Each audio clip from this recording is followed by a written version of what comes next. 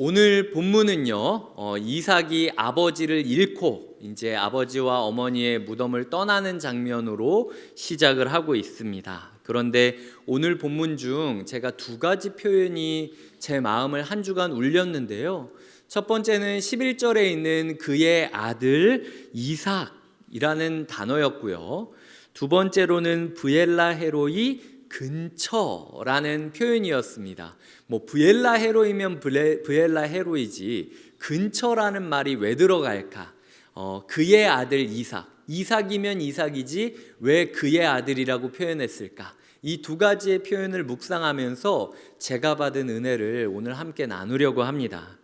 오늘부터 우리는 이삭에 대해 살펴보려고 하는데요. 먼저 25장까지 이삭이라는 사람에 대해서 성경이 어떻게 묘사하고 있는지를 되짚어가면서 이삭은 이런 마음으로 지금을 보내고 있겠구나 생각하는 시간을 가져보려고 해요.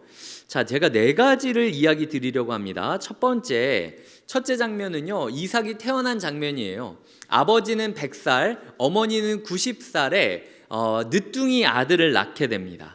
어렵게 낳은 아이니까 얼마나 애지중지하면서 키울까요? 그리고 주변 사람들이 이삭을 볼 때마다 무슨 얘기하겠습니까? 네가 그 아브라함과 사라의 아들이구나.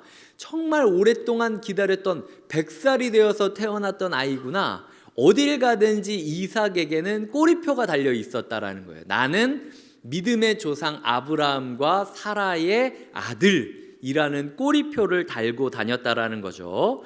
두 번째, 그런데 그 가정이 행복했냐? 좀 묘한 긴장감이 있었다라고 성경은 말하고 있습니다.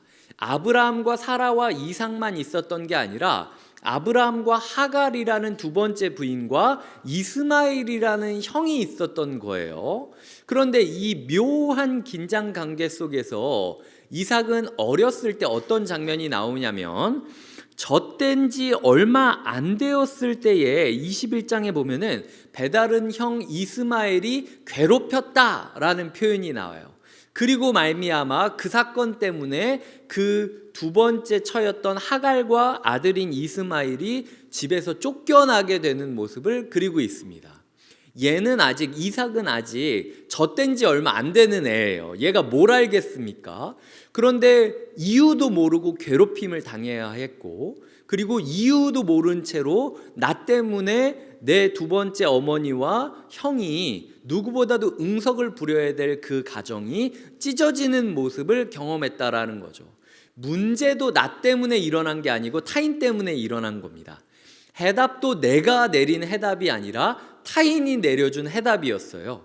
그런데 이삭이 자라면 자랄수록 죄책감은 점점 커지는 거죠. 내가 태어나지 않았다면 멀쩡했을 가정이 내가 태어남으로 말미암아 찢어져야 됐다라는 묘한 긴장감, 상실감, 그리고 죄책감이 가진 채로 삶을 살아갔을 것입니다. 그러다가 세 번째 장면은 22장에서 갑자기 아버지가 예배드려야 된다고 이야기하는 거예요. 그리고 자기와 종 둘을 데리고 예배의 길을 떠납니다. 분명히 이해가 되지 않는 상황인데 이삭이 아버지한테 궁금한 것을 물어봤을 때 아버지가 충분한 답을 주지 않아요. 그러니까 문제에 대해서도 이해할 수 없는 여정을 걸어야 됐고, 이해할 수 없는데 답을 주지 않는 모습을 보여주고 있던 거죠. 그러다가 나를 그렇게 사랑했던 아버지가 갑자기 나를 밧줄로 묶고 칼을 들어서 죽이려고 하는 그 장면을 마주하게 됩니다. 죽이는 척했다라고 기록된 게 아닙니다. 천사가 아예 인증을 딱 해주죠. 진짜 죽이려고 했지 않냐? 천사가 말릴 정도로 아버지가 나를 죽이려고 하는 모습을 그리고 있는 게 세 번째 장면이에요. 그런데 하나님은 그런 아브라함을 보면서 너무 잘했다고 하는 거예요. 나는 너무 놀랐는데 말이죠. 자, 여기까지 지금 세 가지를 이야기 드렸는데 탄생도 그렇고 분가되는 모습도 그렇고 그리고 예배의 제물이 되는 모습도 그렇고요. 이삭의 주체적인 의견이나 결정은 없습니다. 그냥 이삭은 수동적으로 따라가는 존재였다라는 거죠. 그가 죽을 뻔한 것도, 그가 살아나게 된 것도 전적으로 타인의 의지와 결정 때문이었어요. 이 부분에 대해서 제가 있었던 학교인 총신대 신학대학원 목회 상담학 교수였던 분이, 또 특별히 한국 기독교 상담 심리 치료학회의 감독인 이관직 교수님이라는 분이 있습니다. 아마 이름을 들어보신 분도 계실 거예요. 이 이관직 교수님이라는 분이 이런 이삭의 모습을 설명하면서 두 가지 단어를 쓰시는데, 첫 번째는 성인 아이라는 단어를 쓰시고요, 두 번째는 PTSD, 외상 후 스트레스 장애라는 단어를 사용하면서 이삭이 어떤 사람인지를 묘사하는 글이 있습니다. 보시면은 성인 아이가 어떤 모습이냐, 이분은 이렇게 얘기하는 거죠.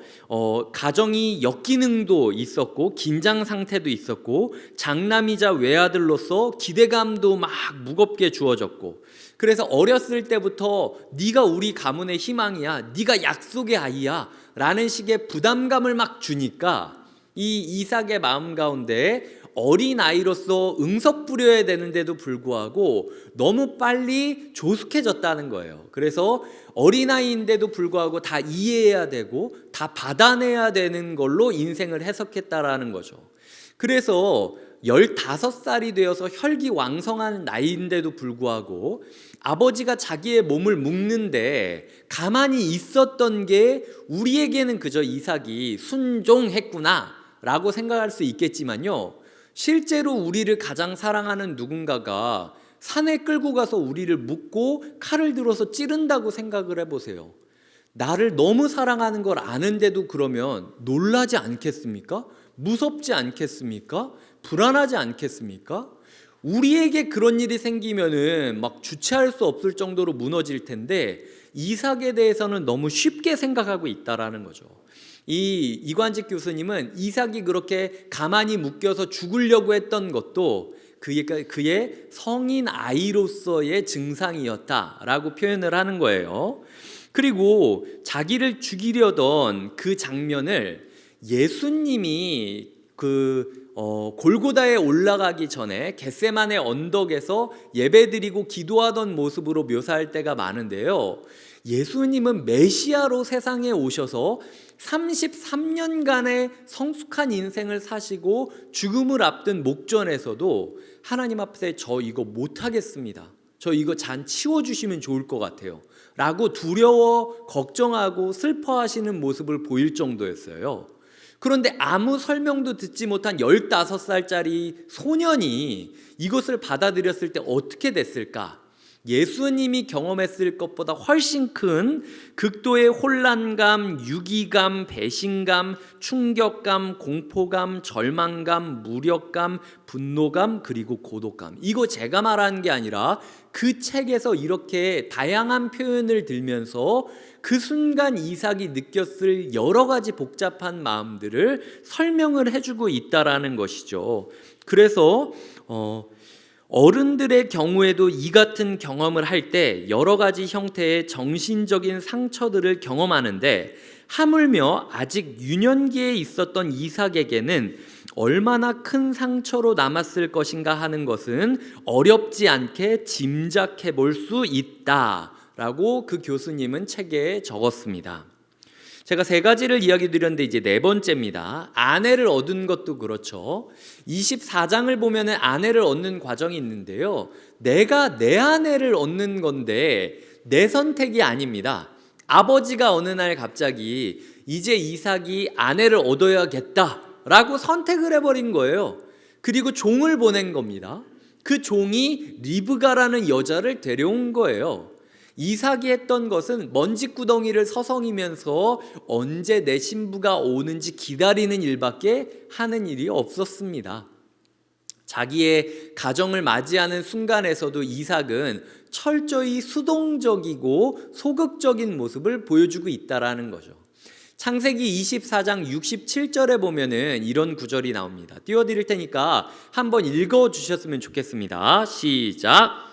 이삭이 리브가를 인도하여 그의 어머니 사라의 장막으로 드리고 그를 맞이하여 아내로 삼고 사랑하였으니 이삭이 그의 어머니를 장례한 후에 위로를 얻었더라. 이 구절이 굉장히 좋은 구절인데요. 굉장히 은혜롭고 모든 게 매듭지어지는 것 같지만 제 마음 가운데 이렇게 불안의 씨앗으로 딱 떨어진 표현이 있습니다. 그건 그의 어머니 사라, 그의 어머니를 장례한 후에 그의 어머니라는 표현이 이 이야기 마지막에 2번이나 등장을 하고 있다라는 거예요. 내가 내 아내를 얻은 건데 마치 이 구절은 뭐라고 이야기하냐면 어머니의 대타를 얻은 것처럼 그리면서 성경 구절이 끝나고 있다라는 거죠. 리브가가 어떤 여성인지 기억하십니까? 리브가는 진짜 신여성이에요. 가족들이 조금 이따 천천히 가라 이렇게 얘기하는데도 축복 주신다는데 내가 여기 비비고 있을 필요가 뭐가 있냐? 사막을 뚫고 나아가겠다. 나 지금 간다 라고 이야기하면서 성경에 있는 여성 중에 굉장히 적극적이고 능동적인 그 모습을 보이는 게 리브가였다라는 거죠. 그런데 그렇게 적극적이고 능동적인 여성을 남편이 아내로 맞이를 하려면 이 남편조차도 똑같이 건강한 자아상으로 같이 적극적이고 능동적이어야 될 것 같은데 이삭은 여전히 소극적이고 수동적인 모습이 보여서 그저 이 여자를 어머니 대신으로 여기면서 이 여자에게 기대어 살아가고 있는 모습을 그리는 것이 성경이 그리고 있는 이삭의 모습이다라는 이야기를 드리고 싶습니다. 자, 이삭이 몇 살을 사셨는지 혹시 기억하시는 분 계신가요? 아브라함은 175세를 살았습니다. 이삭은 180세를 살았어요. 야곱은 147세를 살았고 요셉은 110세를 살았다라고 성경은 기록하고 있습니다. 그렇다면 아브라함과 이삭과 야곱과 요셉 중에서 가장 오래 산 사람이 누구죠? 이삭이라는 거예요. 그런데 창세기는요, 아브라함에 대해서도 한 10장 정도를 할애하고 있고 그리고 야곱에 대해서도 한 10장, 요셉에 대해서도 한 10장 정도씩 이렇게 할애를 하고 있는 반면에요, 이삭이 주체적으로 등장한 장면은 거의 한 2장 정도밖에 안 돼요. 그리고 나머지 장은 다 그의 아들, 그리고 그의 아버지, 그의 조상 이런 식으로밖에 표현이 안 됩니다. 누구보다도 가장 오래 살아갔음에도 불구하고 그가 가지고 있었던 이 내성적이고 수동적인 어떤 모습들 때문에 그저 하나님 구원 역사 이야기의 조연 혹은 주변인 엑스트라로 등장하는 모습을 그리고 있는 게 성경이 그리는 그의 삶이라는 거죠. 아버지는 누구입니까? 개척자 아브라함이었어요. 보이지 않는 길을 뚫고 갈 수 있는 개척자 아브라함. 그 아브라함의 아들. 야곱은 누구입니까? 하나님의 축복을 얻기 위해서 사기까지 치는 사람이 야곱이에요. 진짜 축복을 받기 위해서는 내 모든 걸 걸겠다라고 여길 정도로 올인하는 전투적인 모습을 보이는 게 야곱이었습니다.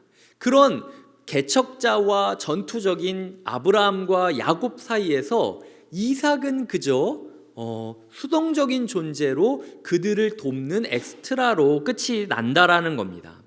이게 제가 드리고 싶은 오늘 설교의 핵심이에요. 중요한 건 그런 이삭인데도 불구하고 하나님은 축복의 통로로 사용하셨다라는 것이죠. 하나님이 모세를 부르실 때 자기를 이렇게 설명하십니다. 딱 모세랑 첫 번째 만나서 뭐라고 이야기하냐? 창세기 3장 6절에 보면 나는 아브라함의 하나님, 이삭의 하나님, 야곱의 하나님이라 라고 이야기를 합니다.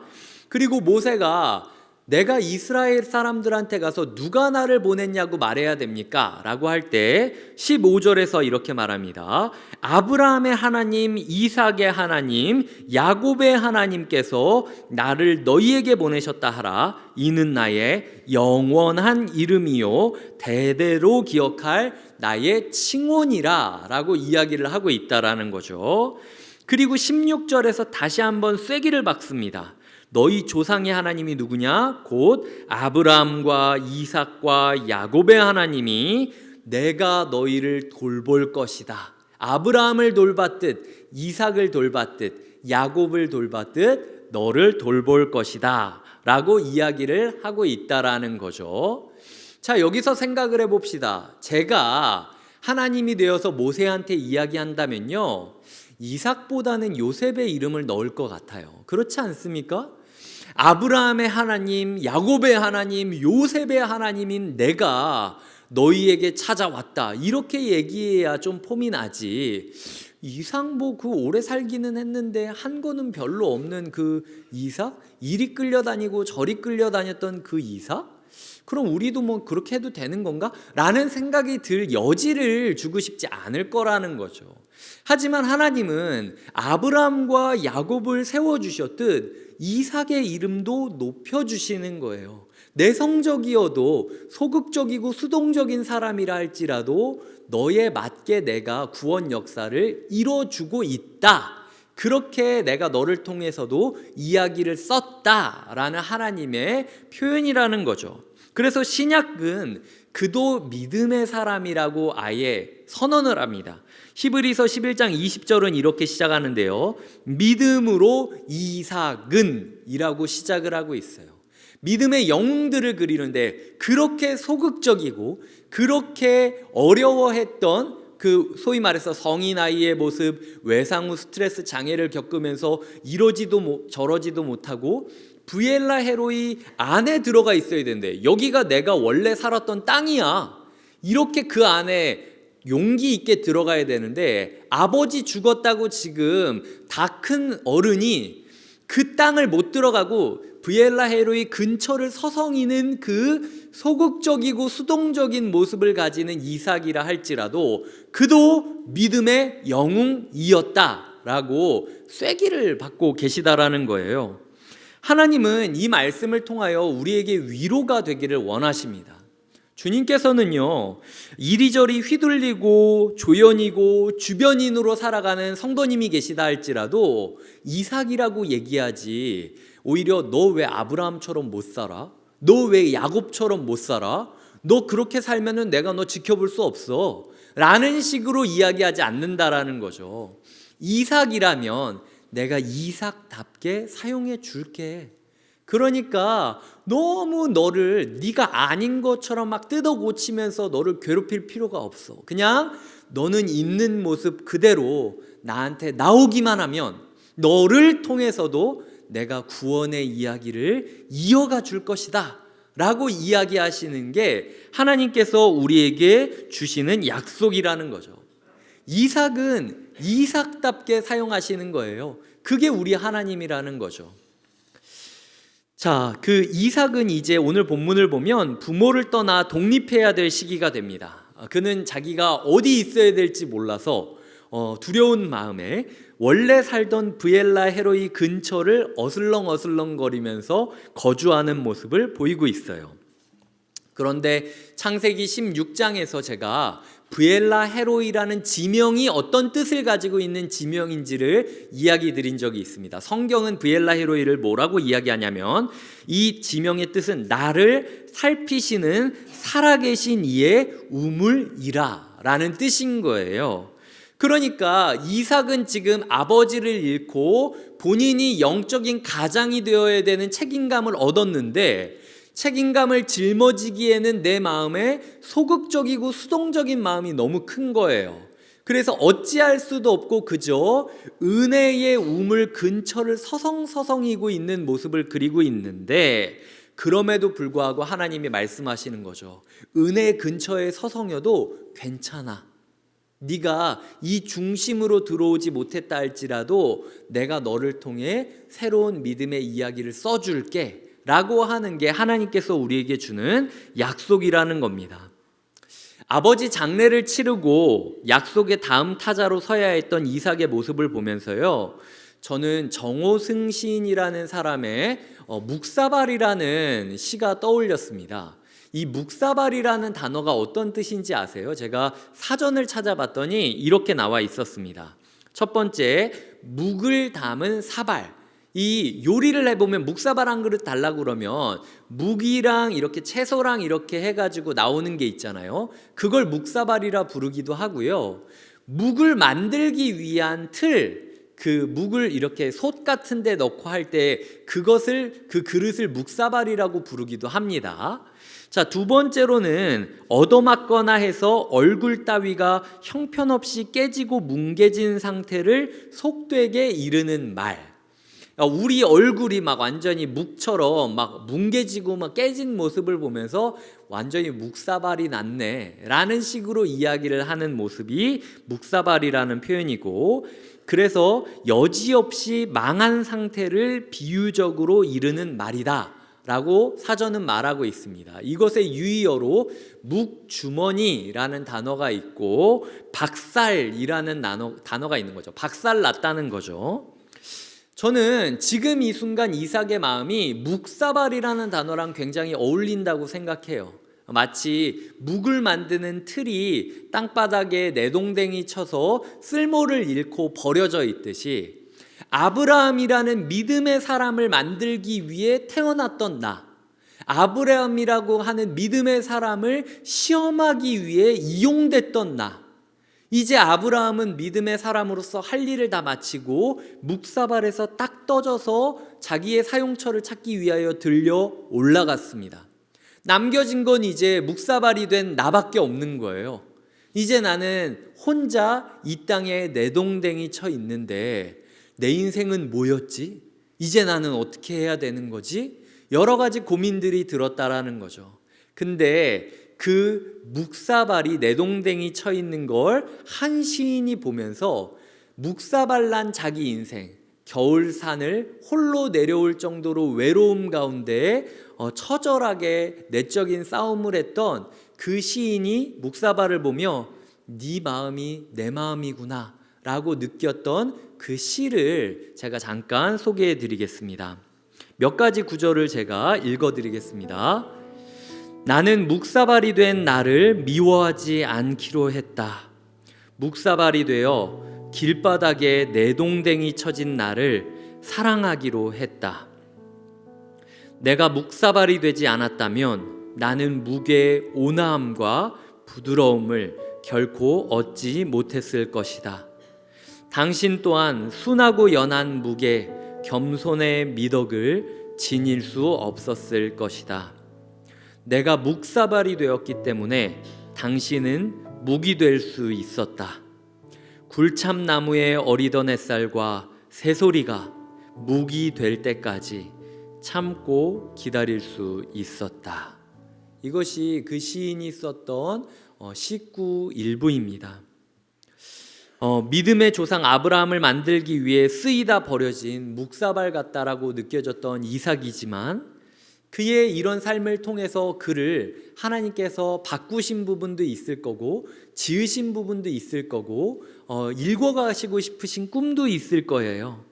이 거친 세상 가운데 성도님들이 살아가면서 묵사발처럼 뭉개지고 깨져서 내동댕이 쳐진 것 같다라는 허탈감과 처절한 외로움을 겪으시는 분이 있을지 모릅니다. 하지만 잊지 않으셨으면 좋겠어요. 하나님은 우리를 통해 우리 가정과 직장과 교회와 세상을 한 걸음 더 아름답고 부드럽게 만들어 주실 겁니다. 이번 한 주간 내동댕이 쳐진 자신을 사랑하시길 바라요. 그리고 평안하셨으면 좋겠습니다. 하나님은 브엘라 헤로이 근처에 있다 할지라도 내가 너를 여전히 살피고 여전히 살리리라 라고 약속 주시고 있기 때문입니다.